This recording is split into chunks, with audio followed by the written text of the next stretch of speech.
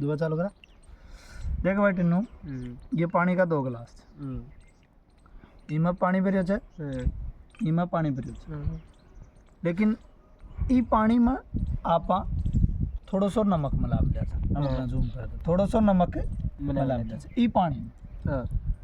और ई पानी में आपा काई भी नमक नींबू यो छे। अगर आपा ना ई नींबू ने ई में पटका शुद्ध पानी में जैसा पटक दिया ये